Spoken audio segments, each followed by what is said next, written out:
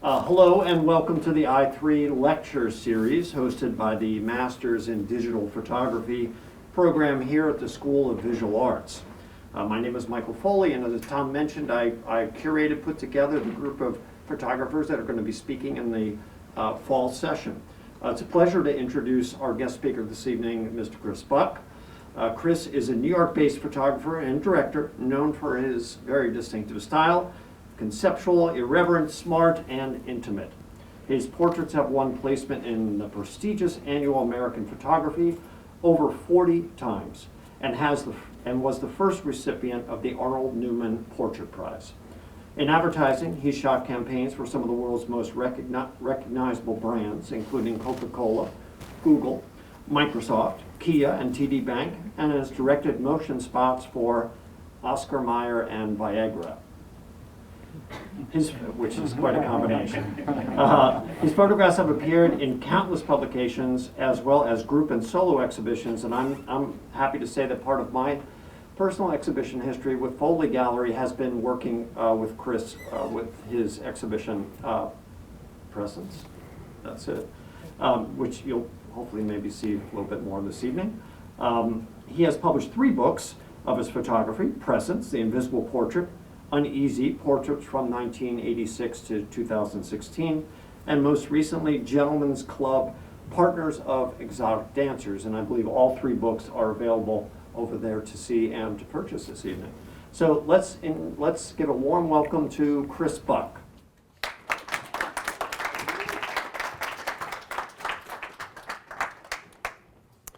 Thank you, Michael and Tom. Great to be here. So my goal tonight is to kind of give an overview of my career through 9 specific shoots. And it's kind of a way to do kind of the micro and the macro, breaking down specific sessions and how they happened, what they're about, while kind of hopefully giving sort of a peek at the arc of my career as well. So I'm known for my awkward, uneasy portraits. And I also do a lot of personal projects. This one on the left is children in the small suburban town I live in. And the one on the right is characters of Times Square. These are both projects that are either failed or ongoing. And that's a good thing. I think it's important to try things and have them not necessarily be successful, and I think it's a good thing. It's very important as an artist. I also do weird personal series, like I made this 3D photograph of myself and then took pictures of it all summer a few years ago. I do a lot of advertising. Some are actually directing spots for motion. And of course, lots more editorial portraits.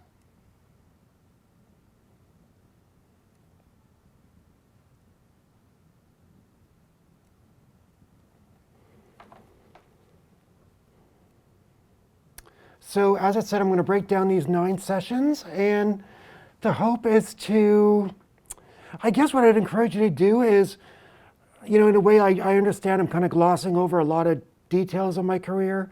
I've been doing this 34 years, so it's been a long time. I can't really talk about everything, so I really would encourage you to ask questions at the end.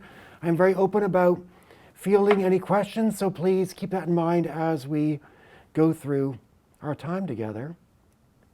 The first session I'm going to talk about is Sonic Youth from 1988. I used to go to a lot of these lectures when I was a photography student and after, and I was always very frustrated that all the pictures that were shown were always so awesome. And so I thought it was important to start with a shoot I consider a failure. Let's go back to a youthful Chris Buck in Toronto, where I grew up. I actually found a picture of me at the CN Tower, so you know I grew up there. My father worked for Kodak, which gave me obviously an easy connection to photography, and if I'd known how technical it was, I probably would have gone to something else. But I was already in, and it's all good. As a young person, I was obsessed with popular culture, and it was really crossing my kind of easy connection with photography and my love of pop culture that got me into shooting pop culture portraits. I started off shooting live concerts and then started doing pictures at autograph sessions and press conferences and such. That's me on the right behind Iggy Pop. So Sonic Youth is my first picture I'm talking about. I was obsessed with them in like 1986, and when their album Evil came out, this is actually my tape of them. And so they're like my favorite group. I thought they're like they were delivering everything that the Velvet Underground had promised. It was like I was totally obsessed, and they actually weren't coming to Toronto, but they came to Buffalo, New York, which was the shortest drive from where I live. So my friends and I drove down there to see them perform, and I managed to cajole them into doing pictures with me. And here's the frames I shot, which were radically underexposed, and only through the magic of Photoshop can I show you anything of them. It was absolutely depressing and like horrible, and it was a terrible experience. That was in 1987. And then in 1988, I shot them again. This time they'd made it to Toronto. And this is one of the pictures I did then. So I think my real failure with them came from the fact that I was a fan. And I thought they were so cool, and I wanted them to like me. This is me with them. And you know, I wanted them to like me. I just sort of fantasy that we're going to become friends, and I'd hang out backstage, and they'd invite me to dinner and such. And it was all very disastrous and embarrassing. Here's some other pictures from that time. I had an incredibly disastrous session with Nick Cave, this is one of the shots from it. Here's a picture with Husker Du, and then me with Peter Murphy from Bauhaus. This experience was really quite terrible, but it was a great lesson for me in learning to not be trying to be friends or close to the subjects. And it was really like my obsession with pop culture, with that lesson of being there for the work and not for the stories or the potential social connection, was really, really an important lesson, and I learned it hard. I mean, I even had friends who told me later that they would like, a friend of mine shot Sonic Youth in Montreal, like, you know, a few weeks after me, and they're like, do you know this guy Chris Buck? He's so weird. Like, what is his story? So it was really like it was a really important lesson for me. And I like to say I'm there to make pictures, not friends. I did shoot with them actually a few more times. Here's two pictures from different sessions later on. Still never really got the shot I wanted, but I survived and I moved on. Here's a portrait of Anton Corbijn and Keanu Reeves. They weren't together. This is separate. Yeah. So when I finished college, I went to school in Toronto. And when I finished college, I went to New York just as a social trip. And I ended up bringing my portfolio with me just because I had one, and I'd actually made one as my final term assignment. And so I ended up bringing it to New York and going to magazines and showing them around. And I got really good responses, and went back to Toronto and met with my teacher and mentor, Dave Heath. And I was like, oh, you know, I think I'm going to move to New York one day. Like, it was really receptive response there. And I said, you know, I'll build momentum in Toronto, then I'll take it to New York. And he's like, that's not going to work. He said, you know, if you go to New York, you're going to start in the bottom. So go as soon as you can. So that's what I did. I focused on getting my act together as best I could, and I moved to New York, maybe, I guess, really 3 years after that time. I got work even though I got a lot of big magazines saw me and were encouraging, I really got work for modest publications like The Village Voice, Guitar World, places like that. And after about 3 years, I ran out of money and all my credit cards were maxed out. I think I'd smartly spent all my time developing my style and really not compromising what I was doing to whatever I perceived the marketplace would be. But I had no money, so I really had to start paying attention to the marketplace. And one of the things I did was I got an agent. Here's a picture of me with my obviously very professional agent, Julian Richards. I bought some lights and I learned how to use them. The picture on the left is me with the lights, and if you know anything about lighting, you can see like how terrible it is. And then if you have any eyes from the picture on the right, you can see how terrible the lighting is. Lighting's hard, it turns out. And I began to shoot more color photography and shoot like for business magazines. Here's a picture of me doing a session on a rooftop with some guys who were, I don't know, it was a cable company or something. Here's my next session I'm going to talk about. This is Joaquin Phoenix from 1995. It was a magazine assignment, and the magazine would not let me take a photo assistant. I'd only recently begun to use photo assistants because I was so self-conscious of how untechnical I was that I ended up not really using assistants for many, many years. And then I finally was, and then I was told I can't bring one. Joaquin was apparently very shy and had never really done a professional photo session before. So they said, don't bring an assistant, it'll freak him out. He seemed pretty chill, and he was quite lovely.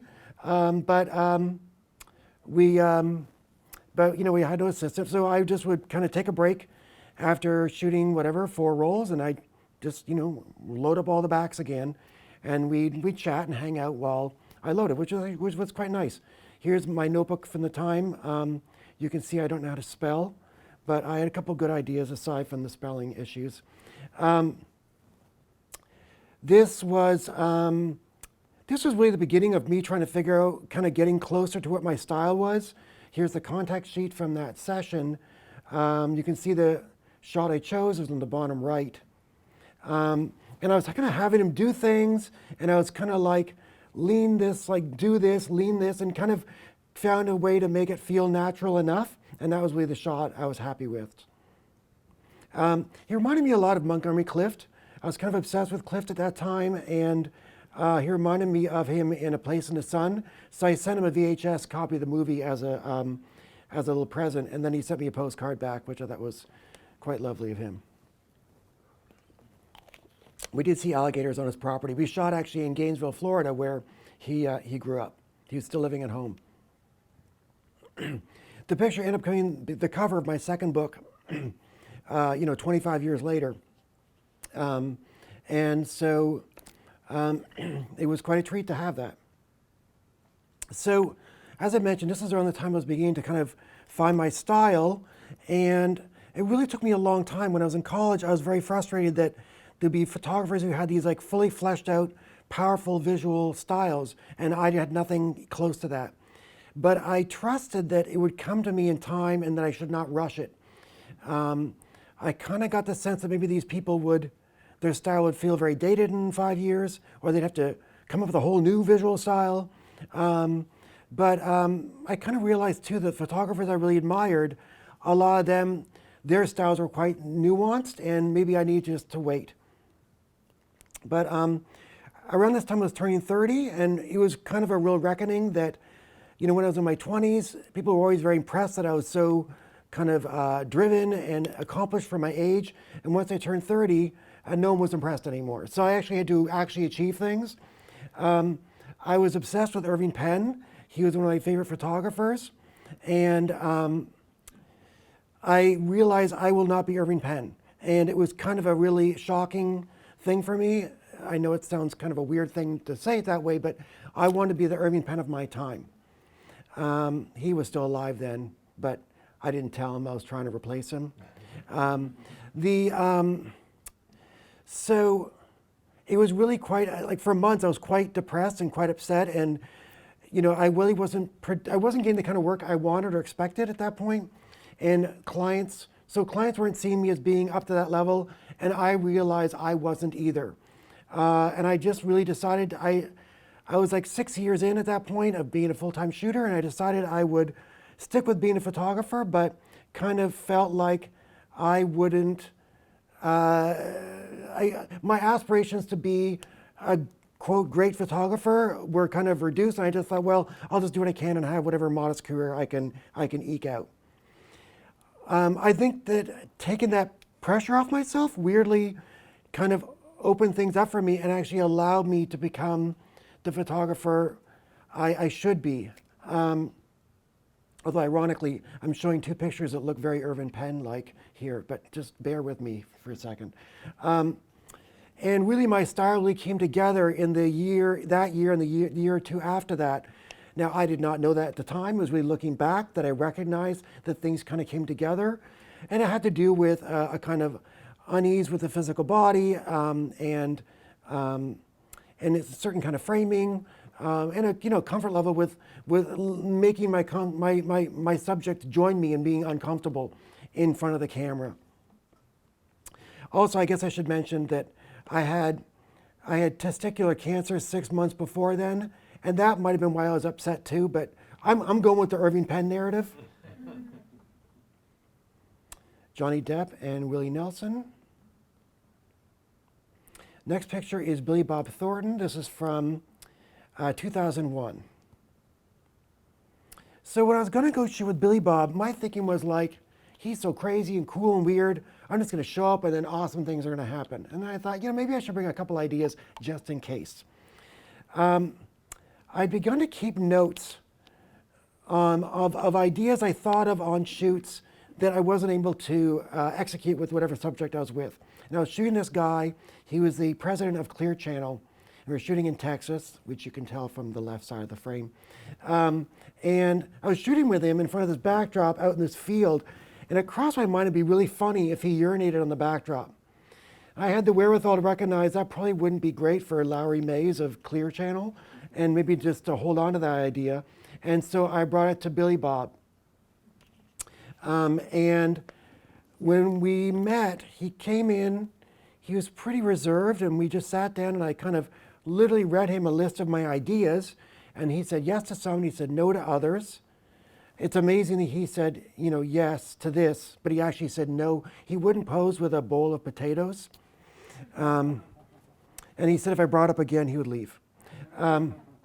Here's the contact sheet, just for proof that he actually peed on the backdrop. So the idea here was I love the idea of the kind of vulgar and the beautiful together. And I thought that the idea of the urine kind of changing the color of this very beautiful cream tone would be kind of both beautiful and kind of off-putting at once. So this session, we got 3 really amazing shots. The backdrop one, this one with the banana, and also I love this shot too where I was lying on the bed and he was standing over me. And I like to point out, I mentioned earlier how I was reading these ideas to him and he would kind of say yes and no. We really barely spoke for the entire session. And, between shots, he'd just read the newspaper. And even though I do believe that making a good connection with a subject can be crucial, it isn't actually necessary. I got these amazing shots with him because once he was in front of the camera, he was fully present and ready to go wherever I need to. Jay-Z, Eminem. I think one of the things that makes me somewhat unique among my peers is that I will ask people to do whatever I want. And if they say no, I move on to the next idea. I am strategic about when I ask the questions. I don't necessarily lead with putting your head in a fish tank, but I do ask for what I want. Ozzy Osbourne, Jim Carrey, Will Smith, you're welcome. Steve Martin is the next session I'm going to talk about. This is in 2005, and it was for Premiere Magazine, and they told us we'd have a half an hour with him. So when he came, I was really freaked out. And then once remember at one point the wardrobe stylist brought over a bunch of ties, and I was like, whatever, anyone. And he said, so Steve was there, and he's like, you know what, you'll have the time you need, just don't worry about it. And so I realized, he's going to give us more time. He just set a half an hour, so he had an exit plan. But Steve was great, very cool. We cleared a bunch of ideas by him, including this one, which is an homage to a Robert Duaneau photograph. It was actually the idea of the photo editor who she got this idea. She said, actually, this is an article in PDN, which made this picture very well known. And she talked about how she thought of the idea in yoga class when she was looking at her hands. And she knew the Duaneau picture, so she suggested this. So these are some, I actually dug through my own old emails from the aughts, and I found this email, and I realized it's funny, you do these photo shoots, and even as the photographer who was there and was part of the whole process, you kind of think about the image and what's in it and what the narrative of the image is. But the fact is that the things that actually happen before the sessions often you don't really see on the page at all. And we spent so much time scouting hotel rooms. So that email was about how we needed exactly the right location. And I must have scouted like 4 or 5 hotel rooms myself and just went around and took pictures with my snapshot camera trying to pick the right location. In the end, I think we shot at the Regency, and then they actually gave us a different room than the one I scouted anyways. Here's a few of the Polaroids. So we did a bunch of different setups with him. Again, I think it's fun to show a failed setup. The one on the left was a cool idea. Actually, I thought of it on that Will Smith shoot, but as I wasn't able to do it with Will, so I suggested it with Steve. I didn't tell him I tried it with someone else, just to be clear. And Steve was totally game to do it. The idea was he's a businessman and he's eating food off of someone else's leftover room service. And he did it. I think it really failed. I think it's pretty, I just don't think it really works. It doesn't really make sense. It's not an easy read and visually doesn't work. But the magazine ran it, so there you go. Shows you what I know. And this picture became my best known picture for many, many years, and still is really still one of the most well-known pictures I've done. This the Guess the Lighting website tried to guess my lighting and did a whole description. I actually don't recall how the lighting was done, so I can't really argue with them. Lots of people have done homages to it, which is weird, of course, because mine is an homage. I mean, obviously, I appreciate it. It's pretty weird. I actually don't think it's a very good picture. I think it's one of my least interesting that is better known. So I think it's kind of funny that it's kind of had its own life of its own.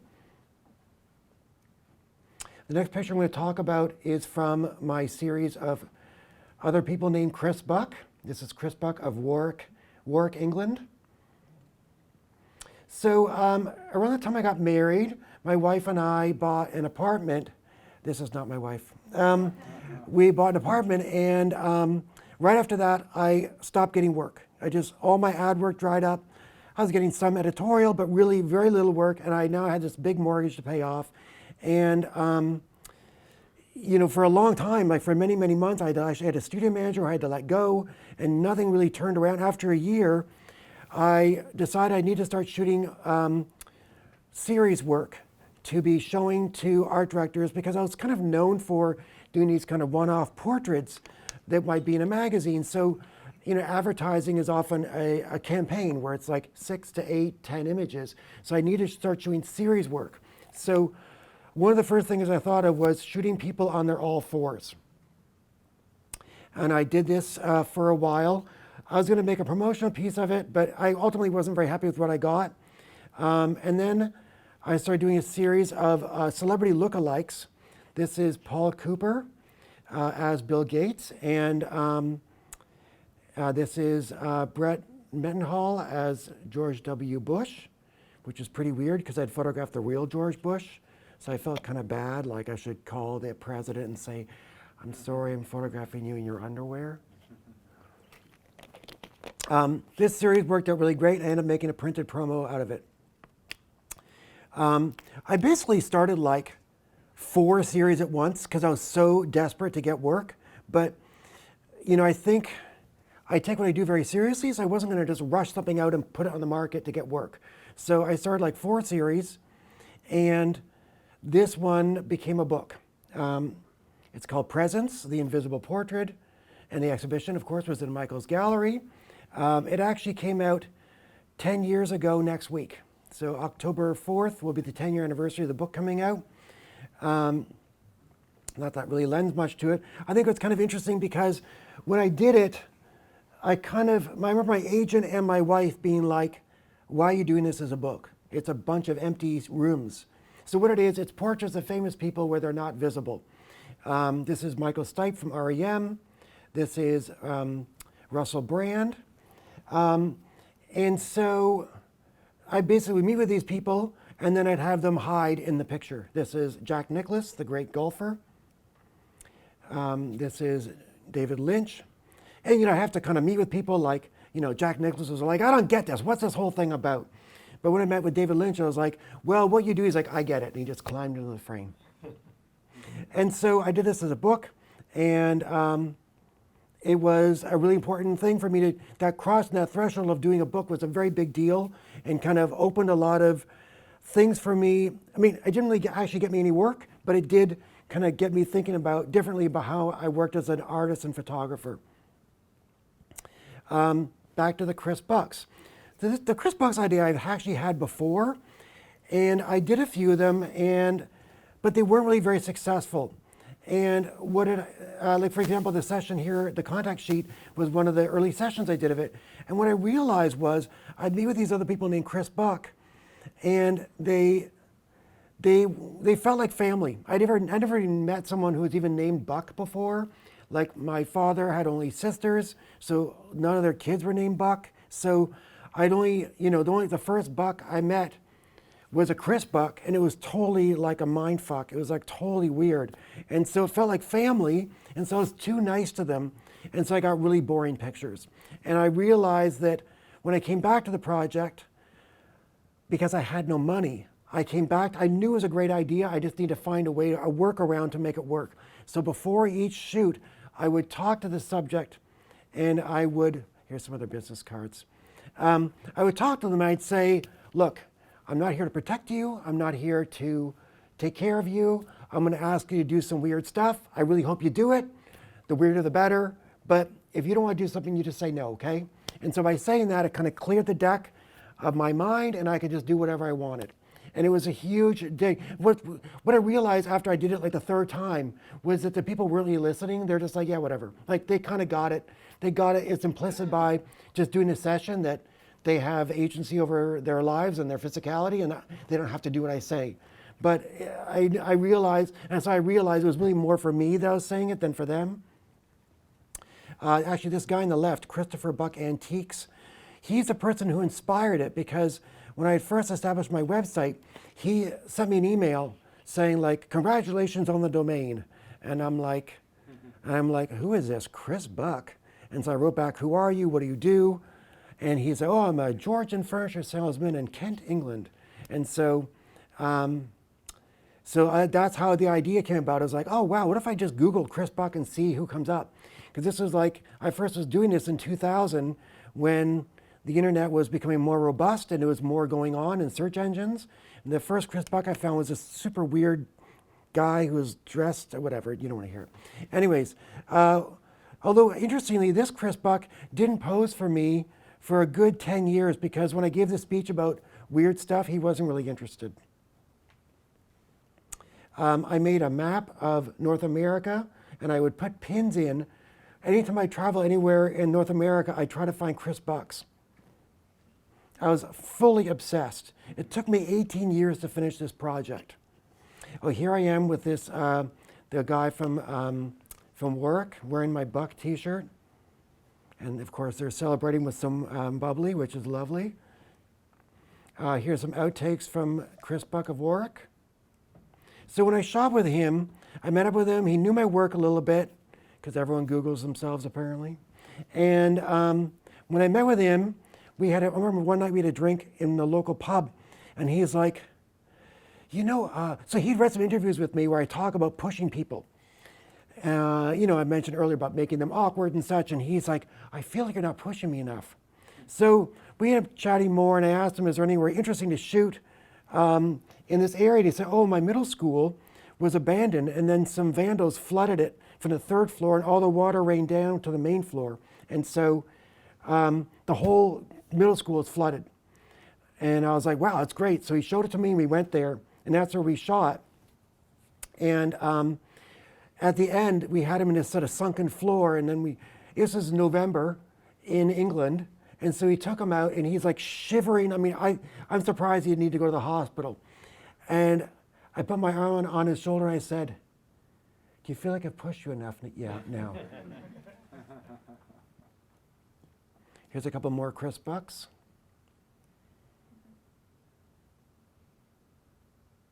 Doing this series was really great for me. Even though I'd shot with kind of regular people, non-celebrities before, I was trying to, because when I started this series, I was just going to do a bunch of headshots. I just thought it was funny they're named Chris Buck.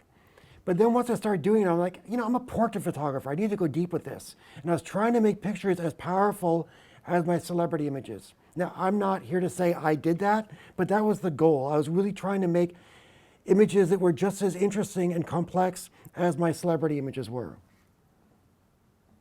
And so in some of these cases I was shooting a Mamiya 6.7. I think for the guy on the left here, I shot 40 rolls. My wife was like, maybe take 20 rolls and then get to the point a little sooner.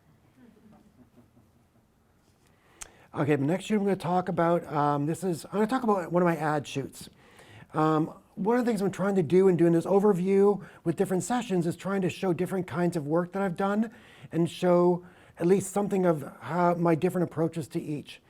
One of the things I think is really great about my career is that it is doing different kinds of work, and it's really one of the things that keeps me interested and excited about doing sessions.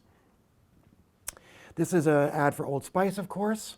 So initially when you do an ad, they send you kind of drawings of what they have in mind. And you do a creative call where you basically just get on the phone and you talk with them about, they walk you through what you're going to do and why and what their thinking behind it is. Old Spice is a great client because their ads are really super weird, and they kind of don't mind losing part of their audience to truly get the loyalty of the rest of the audience. And that kind of connects for me as to how I think about making work as well. So I was really excited to work with them. So typically they do that creative call with maybe 3 photographers, and then you make a treatment. A treatment is, now this is actually a later treatment for the same client, so I use this picture, but the treatment is kind of talking about how you're going to approach this job that you're pitching for. You're really trying to get this job because they pay a lot of money. I love shooting editorial, I love doing personal shoots, but advertising pays crazy. So anytime they try to tell you in this master's program to be an artist, trust me, go into advertising. So in this campaign, they had something to do with robots. It was like it's a stupid man robot thing. So I was trying to show images that were kind of related to this. So I did these descriptive things as well as mood boards. And I try as much as possible to show my own work in the mood boards or anywhere in the deck to kind of show you like, hey, I got this.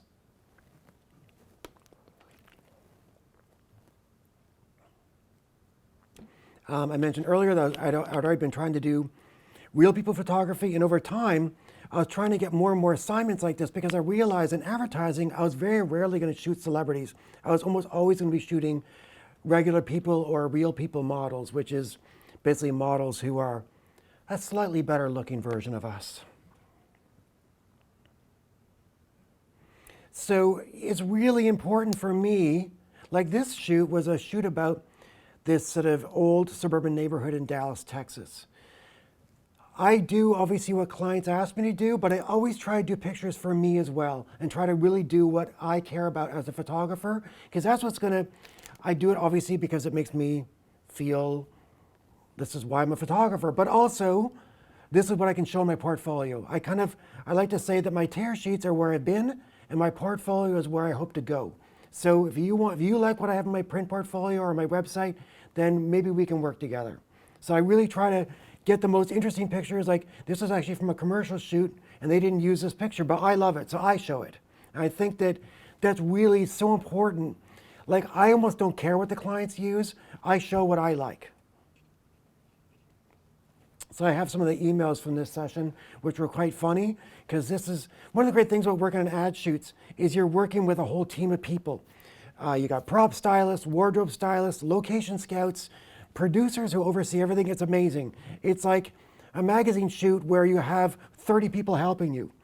And I think it's funny because on ad shoots they'll talk about how like it's very difficult and high pressure. I'm like, yeah, it's high pressure, but it's not as high pressure as like doing the same thing for like a tenth of the money. So there's these really funny emails with the prop stylist where he's saying like, now you say you want it yellowing, bumpy, and hairy, but you don't want it to look gross. Can you kind of tell me how you want me to parse that?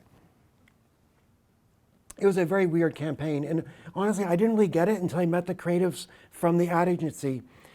Ad agency people are so cool because they're actually more like us because it's very competitive within that space. So they're like super focused, super driven. It's really exciting to work with them, and they're great collaborators. Part of the reason I'm showing you these pictures, this is actually from the retouching notes, is we took different parts from different pictures to build it.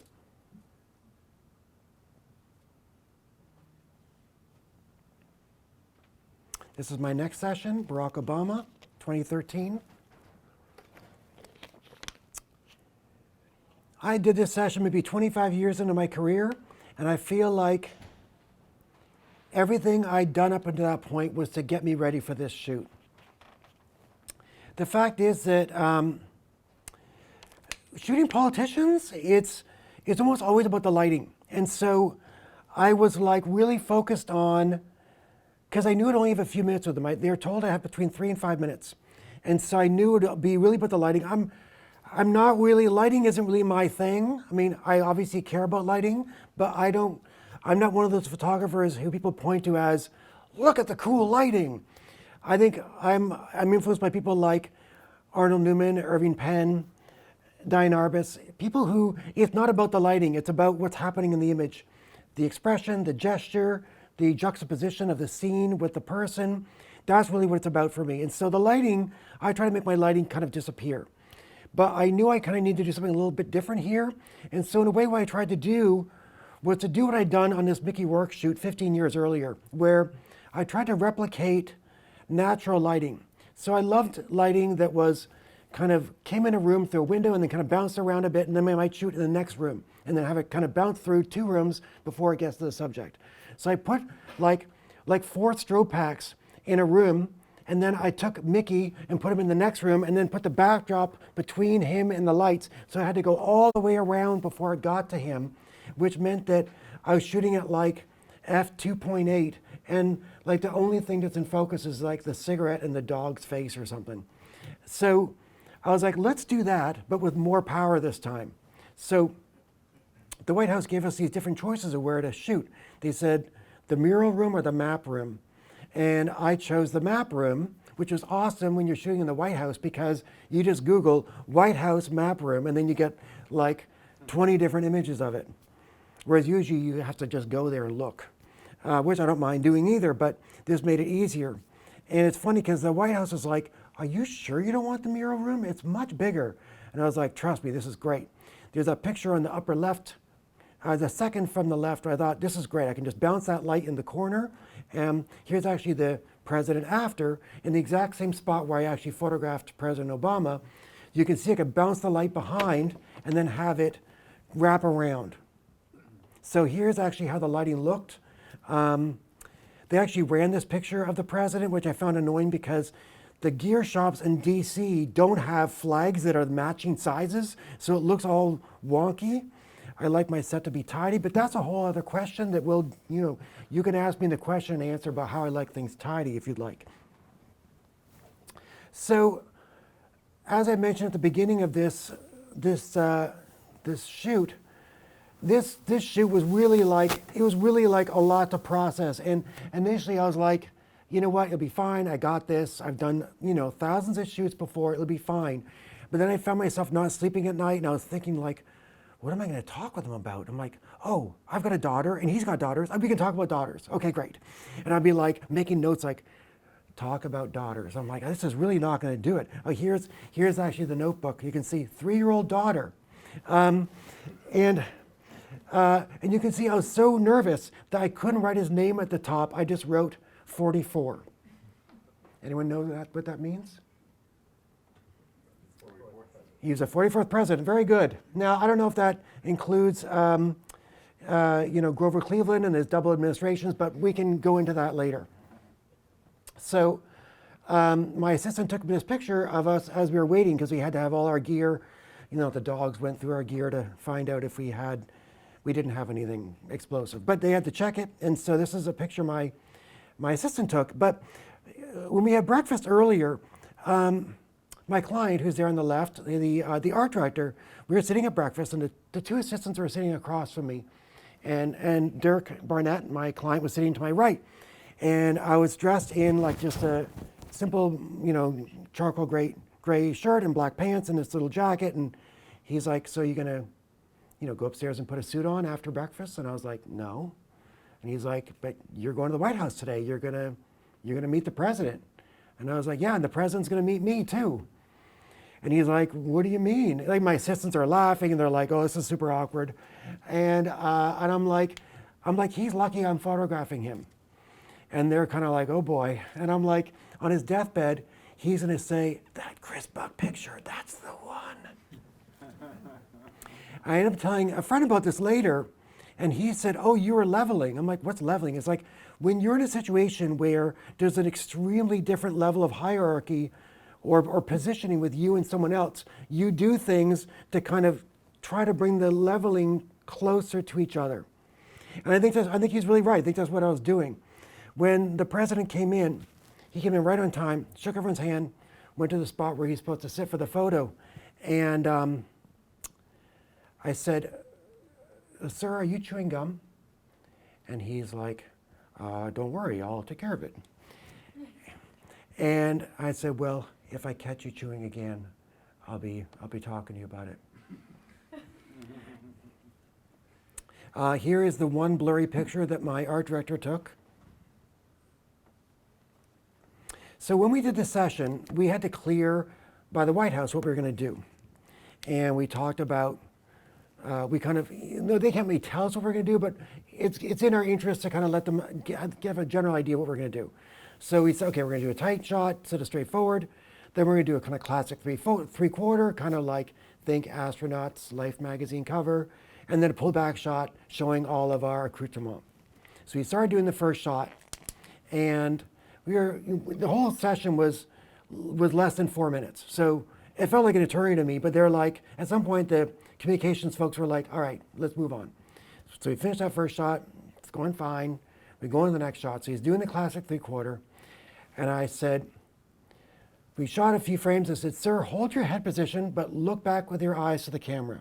And he looked at me and said, I don't do that. And I snapped the picture. And that's why I say it took me 25 years to get the courage to defy a sitting president in his office. Next picture. This is a series I did for Oprah magazine on flipping race expectations. We did 3 of them. So here's the first, this is the second, and this is the third. So as you know, Oprah is iconic, and her major audience was really kind of Midwestern women, and at some point she decided to kind of use her goodwill she had to kind of explore racial issues. And they had an issue it was largely about race, and they had a lot of essays and things like this. And this was really like a photo story. There was kind of a pictorial there was no text with it. There was nothing tied to it. There wasn't even captions. So it came out, I think it was like May of 2017. And within weeks, it was like a social media phenomenon, initially on Twitter and then later on Instagram. And I've been like tagged on people reposting these pictures like over and over again, along with some other ones that are similar themed. And it still happens to this day. And it's been over 5 years. So I'm going to take this series to talk a bit about conceptual photography. Now, obviously, a lot of my pictures have some conceptual aspect to them, but I'll show a few examples here. But I think that what I do with conceptual pictures often is a little more, maybe a little bit less literal. It's at least what I'm kind of interested in. Where there is an idea, but it's not necessarily so cleanly wrapped up within the narrative. This is a story for the New Yorker about the publisher of Modern Farmer magazine. This is a story about a woman who got mercury poisoning from eating too much tuna fish, but she was eating that canned tuna fish, but I thought a real tuna would be cooler looking. Actually, it was her dad who suggested she eat the tuna fish, so this is rather on point. The story, the picture on the left was about, is an election story, but voters need to wake up and pay attention.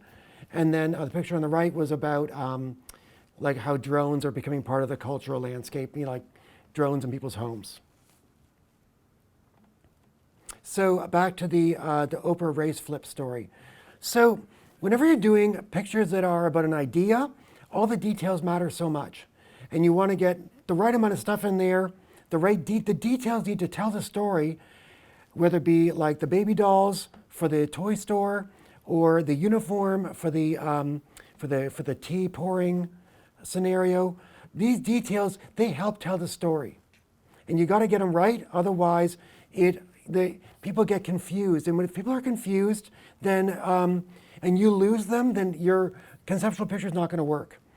So this is the final picture we had of the tea, and to me it's the least effective of the three because the casting doesn't work. I think the woman's too young. I think her styling is fine, but she's too young to be someone of that level of status. Either she's like has an inheritance, or maybe she's like a rapper's spouse or something. The narrative isn't clear enough to me. I think this is a test shot with a different talent we had. I don't think she's quite right either, but I show these to say how every detail really matters, and when you get the details right, it's quite powerful, and the narrative comes through quickly. And if you get the details wrong, people are just confused.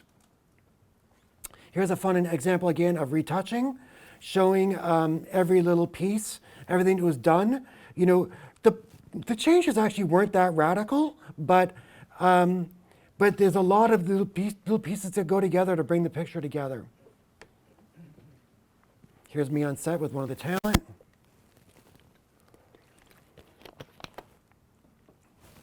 Here's some examples of it blowing up on social media. This is actually one of the talent from the nail salon shot. And then I did a bunch of interviews. It was interesting because it was truly a collaboration with the magazine, but because I'm technically the author of the photograph, they want to talk to me. And even though in every interview, I always kind of say like the ideas came from the magazine, it's very collaborative, it was certainly, it's not all me, but that doesn't always end up in the stories. And you can imagine it was awkward for a white Canadian guy to be talking about racial relations in America. I called a friend of mine who's a black photographer, and I was like, what should I do? He's like, whatever you do, don't go off script. Okay, here's the next session. This is from my book, Gentlemen's Club, Partners of Exotic Dancers. This is Tim in upstate New York. So this is a book I did, came out about 1.5 years ago, and it's about the partners of exotic dancers. So I'd done that book of Presents, and when Presents came out, it got lots of great press, and it sold decently, but it got me no work. Now perhaps that agent who said, this isn't going to get you work, was onto something. But what it did do, it did two things. One, it made me love the idea of doing books. It really was an outlet that I'd kind of wanted to explore, but actually doing one and having it finished and be successful was very liberating. And I always done kind of printed promos that were quite elaborate and well designed, but it really moved me into the space where I wanted to do books. And but because the Presents book didn't really get me any work, because my thinking on it was, like I get it's a bunch of empty spaces, or seemingly empty, because they're actually in there. We can talk about that more later. But because my thinking was, well, art directors are going to see this and they're going to think it's really smart and clever and want to work with me. But that didn't happen. And so what I realized was, so this made me very angry, and I realized what I was doing was, any idea I had for a promotional piece, whether it be the All Fours or the Lookalike series or Presents, was always going through that filter, a kind of, that I wasn't even aware of will this work as promotion? Like, does it align with my style enough? Will it be appealing to my client base? Might it offend my clients? Is it going to be confusing to people? Obviously, confusing wasn't an issue for me, but let's stick with those other ones. And where I decided to remove that filter and be like, rather than doing things that might work well as promotion, let's do the opposite. Let's make a personal project that's genuinely personal and actually might lose me work. And that's how I came up with this project. Most of my clients are young women, and if you tell a young woman I'm doing a project about strippers' boyfriends, they're probably not going to be super excited to like see some samples. Now, in the end, I found that when I have shown the work, women actually are the biggest fans of this project because they're very interested in relationships, and I think they're also very curious about what strip club culture is about. But initially, it was definitely something where my clients and my wife were like, what's this about? Like, you just want to go to strip clubs. And I was like, no, it's a legitimate project. It's going to be really cool. In fact, my agent at the time essentially like nudged me out of the roster by the time the book was done because she was so uncomfortable with it. Here's a picture of me shooting in the mirror, one of the clubs. And it really was important for me to do something that felt like something meaningful. In fact, the book includes every subject, every partner or couple is interviewed for the book. Here's me with one of the couples in New Orleans. And so there's Q&As with all the subjects throughout the book. And what's interesting about it is my previous books I had never really written a preface for, but this one I felt it was really important that I write a preface since my voice was the person asking questions. So I shot all around North America. So let's talk about this particular shoot. This is in upstate New York. This is a couple I found through placing a Craigslist ad. And I had to drive, I was actually on my way to Toronto to do some shooting for the project there. And I stopped off at their place. And along the way, it was like a 7-hour drive to their place. So I was literally just obsessing and thinking, doing editorial work, there's editorial and commercial work, there's built-in pressure to do good work. If I don't do good work, I won't get hired again. Every shoot is an audition. But doing personal projects, I can just shoot for half an hour and be like, we got something, and then go have lunch. So I need to put pressure on myself to do the best work I could and really try to do exceptional work. And so I was really obsessing and really getting myself almost like in this kind of manic state of like, if I don't get a great shot today, this project's a failure. And this is actually the notes I made on the way, and I'm writing down things like, get them naked, like I think I wrote nude, a little more classy, but and actually says topless, nude in the woods. And so this is before I had not seen anything of their places or really spoken to them much. Here's the couple. We actually did the interview first on their upper deck, and then the weather was shifting and getting really, a storm was coming in, so we had to start getting onto the photography. And we actually shot in this car where they had gotten pregnant in this abandoned car, so I want to shoot in the car. And this is me like laying out some of their clothes on the back. So we started shooting at the car, and then I want to shoot him alone. Since I had him nude already, I want to shoot him alone. So I had him walking by these beautiful trees in the side of their yard. And then amazingly, his cat came out, and it was coming up to him, and I said, do not move, just stay right there. And then the cat brushed against him, and that's how I got the shot. The book, just to kind of wrap it up, the book did great. I got write-ups in the New York Times and the New Yorker. It did really great. I got a new agent. Everything's good. I think it's really important that you have to take those calculated risks of when people tell you like, this is not a good optic, this is something you shouldn't do. But I think that you have to really do what matters to you. And I feel like because I was excited about doing this and doing something that felt more high risk, that actually it really paid off greater for me and really was very liberating that I did it and it was successful. Obviously, we've had this pandemic over the last couple of years, but I was really focused on trying to get work during that time.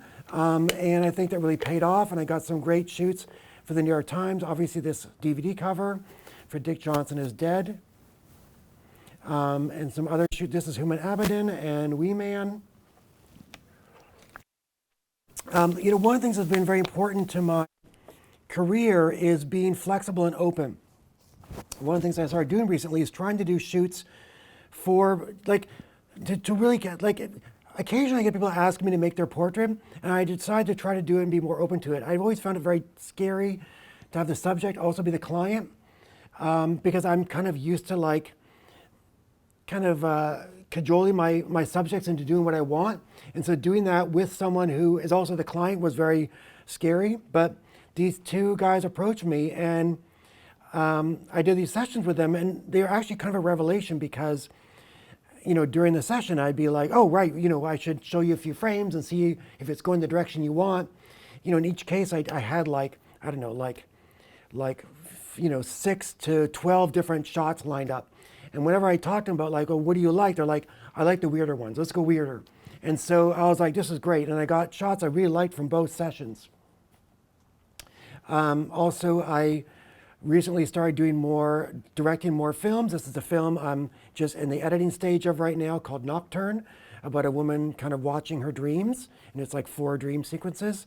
I'm trying to do with directing like I've done with photography and develop personal projects to kind of show my interest and enthusiasm so I can get more work shooting commercials. This is the end.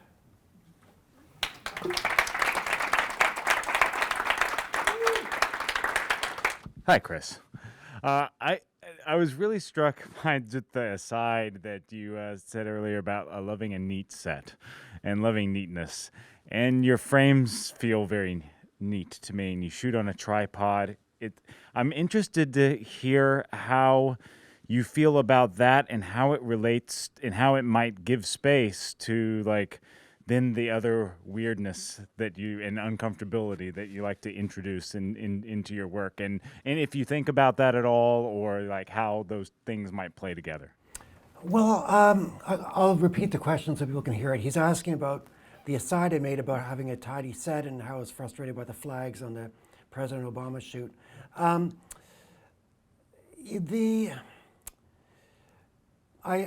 like it tidy for a few reasons. One is that my mother was really messy growing up, and so it drove me crazy, and so I'm kind of a little obsessed with things being tidy. Also, I think that there's so many variables on a session that can make things go awry or go wrong or not work. And having a tidy set, a lot of things you do signal to your subject and your whoever's on set and their team your professionalism. And you want to indicate that you're a serious professional person at all times, even if you are doing pictures that are silly. One time I was doing a shoot with a writer, and the first setup I did with him, because of the lighting, I needed, as I mentioned with the M&M thing, that I tend to be careful about when I introduce the kind of crazy idea. And so in shooting with this guy, I want to shoot him and his wife and his newborn baby all naked in their bathroom, because it was open to outside. It was beautiful. Now they're wearing towels, but underneath they're naked. And I knew it was a little bit of an odd question to ask of people I just met, but I asked it because the lighting was going to shift, and I wouldn't get, I probably explained that. And so we did it, and we did other things as well. And the session went great. And at the end of it, we're just having like a soda afterwards in his kitchen. And I said, surprised you were so cool about doing that shot. Why did you allow it? He said, because I said, did you look at my work? Did you know what I do? Because he's a journalist, so I figured he maybe knew my work or had looked at it. He said, no, I just heard that you came by yesterday to scout the space, so I knew you were serious. And it's sort of funny how these little things, you may not do them to signal professionalism, but they do, people even unconsciously pick up that their team is respectful, or the space is tidy, or they're on time. Like all these little things indicate that you are someone who's trustworthy. Now, I'm not trustworthy, but I like to indicate I am to get the best picture.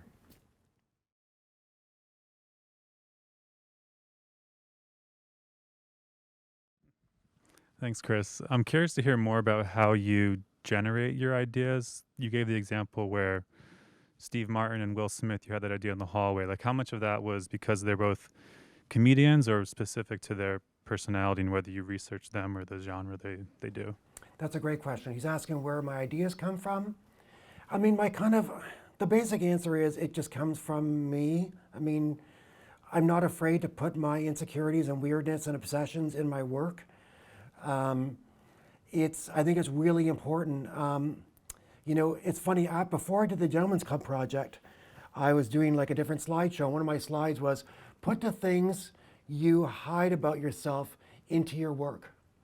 And if you do that, it'll be interesting. Like, different people have different levels of innate talent, but if you put what you kind of, you know, what is your secrets or whatever is your you know, whatever is something that is not socially acceptable about you, if you put that in your work, damn, it'll be interesting.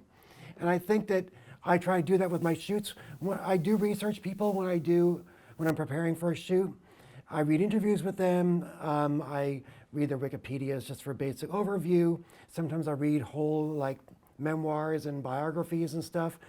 And I often come up with little ideas of like, oftentimes what I realize is sometimes specific ideas come out. So for example, I photographed Simon Cowell, the guy from like America's Got Talent or whatever. And he was, in his Wikipedia page, it talked about how he supported animal rights stuff. And I was like, oh, that's interesting, and that's kind of unexpected. So I pitched to the magazine, I said, let's get like bunny rabbits and have him posing with bunnies. And so his people said no, that no props, no nothing. But we brought bunnies anyways. We had like 15 bunnies on set, and he just could not resist. And we got this amazing shot of him holding like a cute little white bunny. That was a very direct thing, but oftentimes, you know, when you're on set, a big part of my approach is to do all that research and have ideas, and then to be ready to throw those ideas away if something better comes along on set. And so one of my mottos is prepare, prepare, prepare, and then open, open, open. Because obviously what my goal is to get the best picture today. That's when I'm on set, everything I do, all my choices are about getting the best picture I can. And so sometimes that research I've done allows me to know where to go when something comes up and I see an opportunity. It allows me to pivot and kind of almost know where to avoid as much as where to go. Like if I know that there's a sore spot around something, I'm not going to go there. If I know that they love a certain thing, you know, let's go there. You know, that could be really fun. Like when I photographed Lena Dunham and I watched the show Girls, I knew she was pretty weird and perverted. So when I saw that baby swing in that playground, I was like, I went around, I took a picture with my phone, I showed it to her. When she came in, I said, I'd like you to pose with this baby swing like it's an S&M device. And she said, okay, great. And then we just didn't talk about it anymore. And so, you know, it's a thing where when you know what people are, who they are, it gives you a chance. I mean, I always have lots of ideas, and when I do first write down my ideas, I usually just do it on like a big notepad, and I just I'll literally write out 5 or 6 pages, you know, single space of just all kinds of things, and I just write down the craziest, weirdest things I can think of. And obviously, a few of my pictures here are pretty weird or vulgar or whatever, but for the most part, they're fairly nuanced. And I think that what ends up happening is, yes, occasionally someone will pee on a backdrop, but most of the time I'm getting something kind of in between. But by letting my mind go to the most violent sexual things, I am a man, sorry. But when I let my mind go there, other ideas seep through that maybe are workable and I can kind of pull them off. So I think it's really important in your first pass to be very, very open and just really like anything that, I just put anything on the page that comes to mind, no matter how impractical, like, you know, it's gonna cost too much to do or they'll never do it or, you know, whatever. I just write down all the ideas and then I whittle it down and usually what ends up happening is I have to take those ideas to the magazine and then they say like, oh, we like these ones. And then they take those ones to the subject or maybe some of them and say like, you know, Steve Martin with the bread fingers, they pitched that to him and he said, sure. But some of the other shots we did, probably the one with the hallway we did pitch, but the one where he's just sitting in a chair like looking surprised, I just said, I like this wall, can you look surprised? You know, like, so simpler things you can just try on the spot.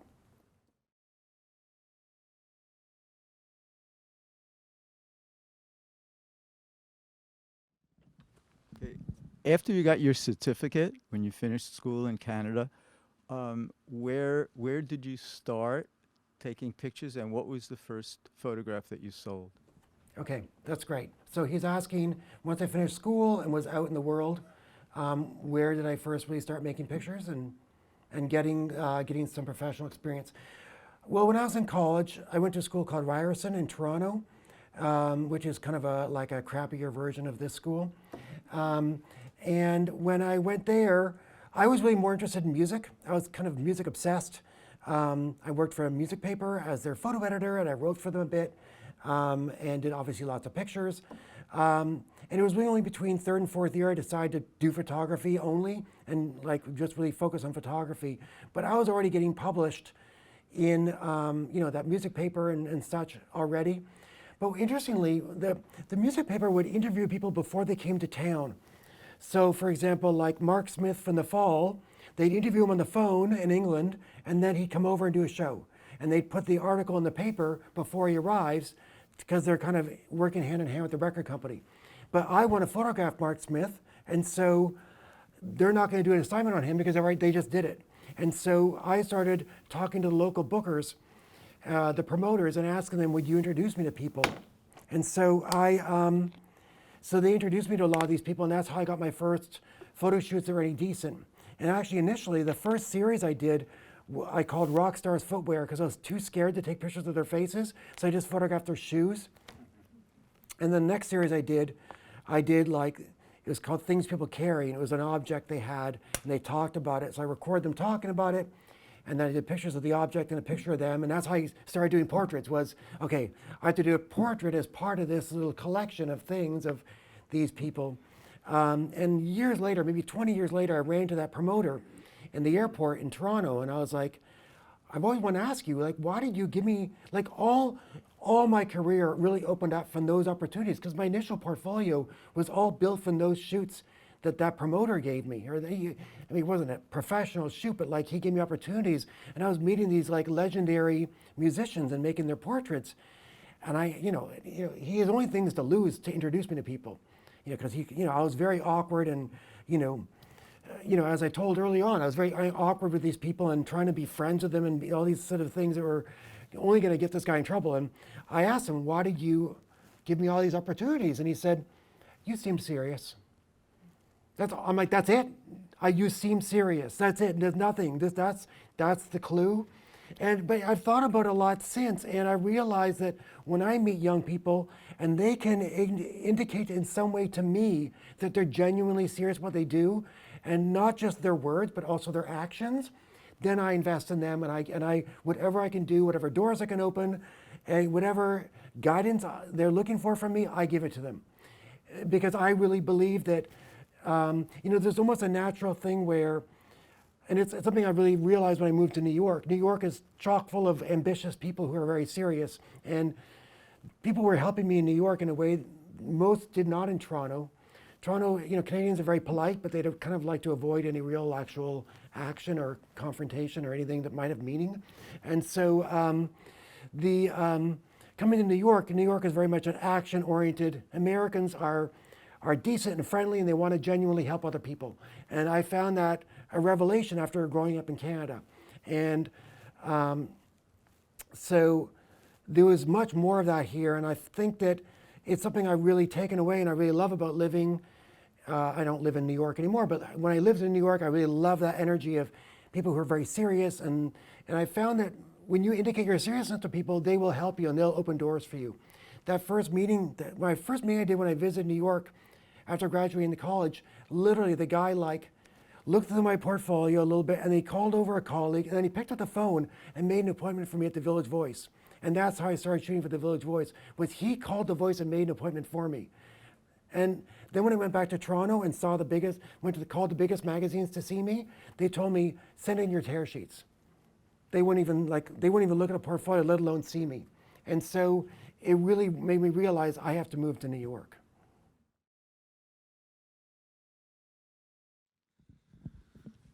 What made you ask Joaquin Phoenix to tilt a little bit more to the right? And what made you feel that was the one of all the pictures you had. So he's asking why I had Joaquin Phoenix kind of lean the way he did in that photograph, and why I felt like that one spoke to me and was the one. So I did mention a little bit about how in that time I was finding my style, and a lot of my style was about awkward body stuff. I mentioned I had cancer around that time, but before that I had had heart surgery as a child, and I was I was unathletic, and as boys will tell you that if you're not athletic, you don't really exist up until maybe you're in your like late 20s. And so I was very aware of how like when I would go to camp, they'd call me Frankenstein because I had scars on my back from heart surgery. I had heart surgery as a baby, and so I felt very like awkward and displaced in my body. And so I started making pictures that were kind of putting people in that position and kind of making the subjects do kind of how I felt. It was very important for me as a portrait photographer. At some point I realized that my portraits need to be about me. And my best portraits, I think, are really about me as much as they are about the subject. And when people would say like, whoa, that picture of Chris Farley, like that is him. What they're actually seeing is me. When I did that Chris Farley picture, it's him by a window with a crown on and a t-shirt and a cigarette hanging out of his mouth. And when I did that, that was sort of, I did this very commercial shoot for a magazine, and I just kind of eked out 5 to 10 minutes for just a shot I wanted to do. And that's the shot I wanted to do. It was him kind of being soulful by the window. And when I did it, I'm like, oh my God, I'm such an idiot. Like, this is so pretentious. I'm putting my struggles on him. He's like a super sweet guy who's really funny and very like light on his feet and just like so, and he was very darling and very funny on set. And then he died like a few years later, and I read about his last years and months and how hard they were for him, and he basically like drank himself to death. And I went back and found that contact sheet. I'm like, whoa, like I nailed it. Like by putting myself, by having him perform myself, he performed himself in a way, you know. And I kind of, it was an important lesson for me to not hesitate, because I feel like most people struggle and feel uncomfortable in the world, and if I can communicate that in my pictures, I think people will be able to relate to them. The reason why I chose that particular frame, I think, is it felt authentic enough to him, as well as being something of what I was trying to get at. I was trying to find the combination. And he did approve the picture for the cover of the book. When you do book covers, you need the subject's approval. So I guess he was okay with it.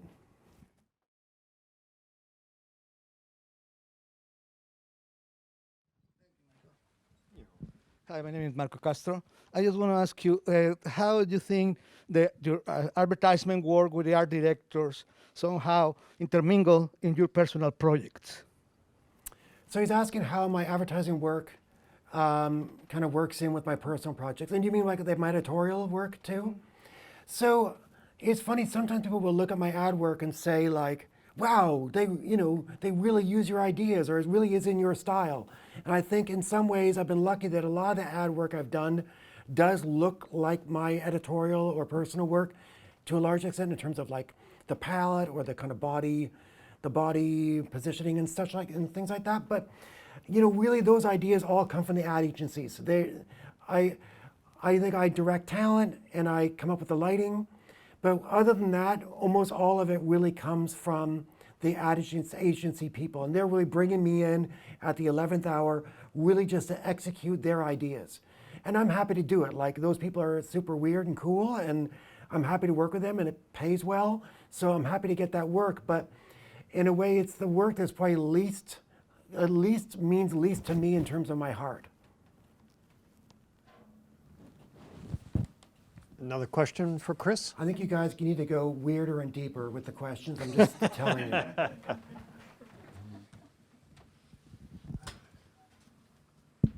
Hi, maybe this isn't weirder, but on a similar note, when working with clients, like, do you ever feel like, or how do you handle holding on to your style? And I know that sometimes when you're working with clients, it can kind of get away from you.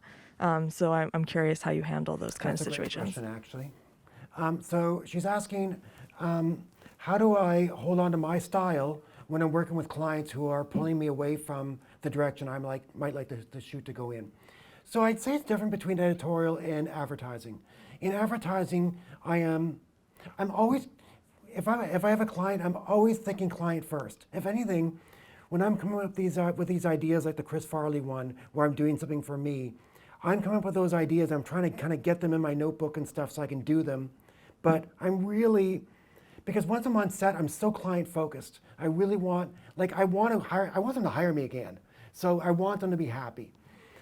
In the case of the Obama shoot, actually, I was on the phone with the client beforehand, like a few weeks before, and he said, we want this, we want that, and by the way, if you see a Chris Buck moment, totally go for it. So he gave me the blessing on that one. But this is really why I try to eke out, on editorial, I eke out that 10 to 15 minutes for me.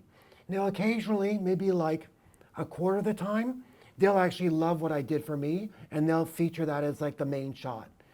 Maybe not a cover, but like as an opener shot or whatever. So that does happen, but sometimes oftentimes I don't even show it. Like the Julia Child picture I showed you earlier, I never showed that to actually I did show the client, and they said, what's this? The Chris Farley, they never saw it. They were just asking for goofy pictures, so I just thought they'd be confused. But I do try to eke out pictures for me. I mean, you'd think that 34 years in, they'd want to do what I do best, but you know what? Sometimes they want 80% Chris Buck, and sometimes they want 20% Chris Buck. And I do what I need to do. Usually I can find something of value out of the session, and maybe I might do it I may not do the kind of Chris Buck shot until 2/3, like right at the end of the shoot. I just sort of, hey, let's do this thing too. And we do that, and that's the shot for me. So I just try to squeeze it in and make it kind of seem like not a big deal. If it's advertising, I just do whatever they want. And in fact, I rarely even suggest other ideas because unless they ask me, there's so many layers of hierarchy on ad shoots, they don't want one more voice in the room. They just want me to do my job and do what they need me to do. They rarely even ask. And that's fine. They're under a lot of pressure, there's a lot of money at stake, and my job is to do what they need done. Does that answer your question? Sometimes it's hard to do. And there's plenty of shoots I do where I really don't get a shot that I like. And that's just how it goes,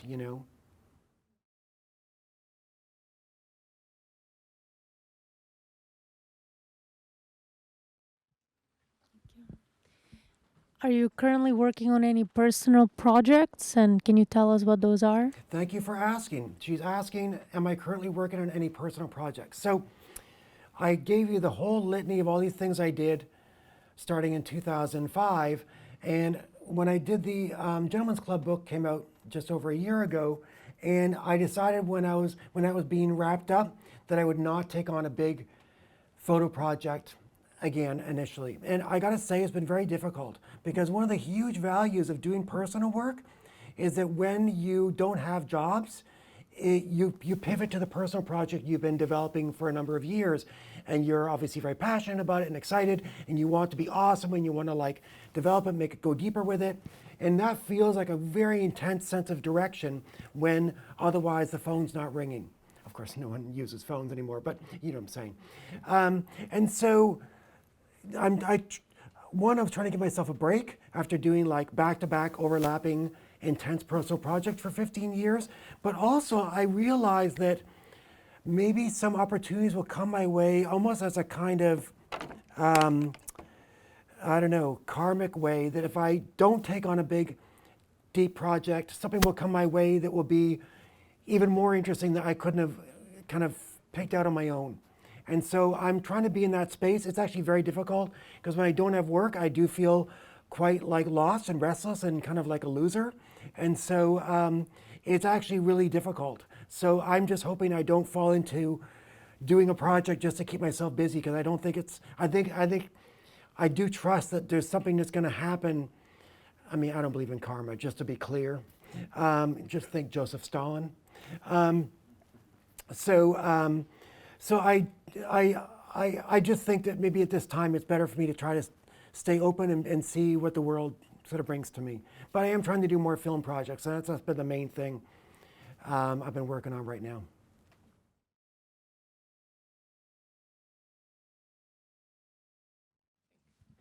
I saw you did a lot of pre-production work in most of your projects, like location scouting before production. So is there like a time, you couldn't have like a time to do pre-production and you just probably gonna shoot for someone in like 2 minutes or 5 minutes? Sure.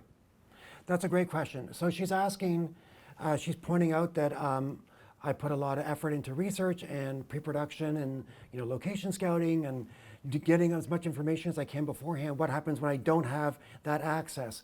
I ask for whatever I want, and then I deal with the circumstances I'm given. And sometimes, most of the time, there's a workaround, or it's fine, and sometimes it ends up being a problem. It's for that Gentlemen's Club project, because the subjects were so hard to get and to commit. Oftentimes I talk to the dancer. The dancer was usually the gatekeeper to their partner. And so I do a phone call with the dancer and explain what the project was and get some context to it. And, because they're just like, why would you do this? You're like a successful, celebrity photographer. Why would you want to do that? I don't get it. And so I have to talk to them about it. And I was really worried that oftentimes these people had never really asked serious questions about their work as well as with their partner. And so we get into these big conversations, and I realize I don't want to have conversations with them because one, sometimes it just drops away. And other times, like I'm going to interview them in a week and I want them to be fresh for the interview, not to tell me all their stories now. And so I've kind of learned to do it brief as possible and then get off the phone, just set a time and an address, and I just show up. And that's why, like, I showed the notes for that shoot with Tim and Sarah in upstate New York, that I had to come up with ideas for shots, even though I had no idea what their location looked like or what they were like. I really had to just I was just spitballing what I might do.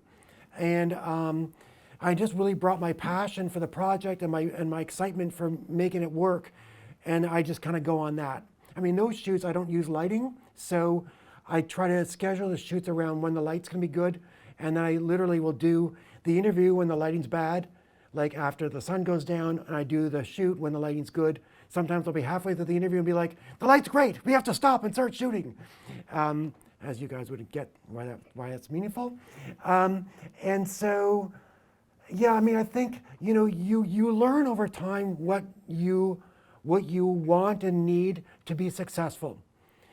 But you say, like, I like to be on set 3.5 hours before the subject walks in. I need to look around, I need to set up lighting, I need to get in the zone, I might have a meal, like all kinds of things need to happen. But I'll say, I'd like to be there 3.5 hours ahead. And they're like, all right, we got agreement, they can let you in an hour and a half ahead. And it's like, all right, I'll do it in an hour and a half. And so I think that, you ask for what you want and then you just deal with the circumstances you're given. But I think that when I was starting out, I didn't learn to ask for what I wanted. And it's something I found working. I work with interns, and my interns, I'll give them assignments.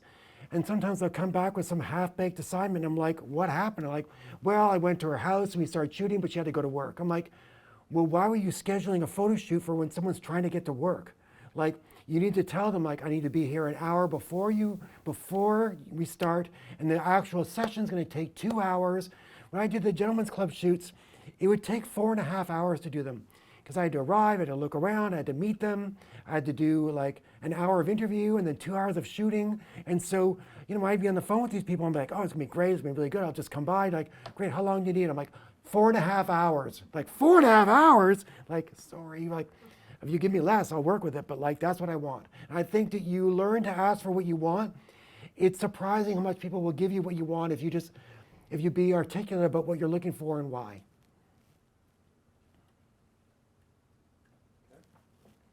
All right, good. Chris, thank you very much. Thank you.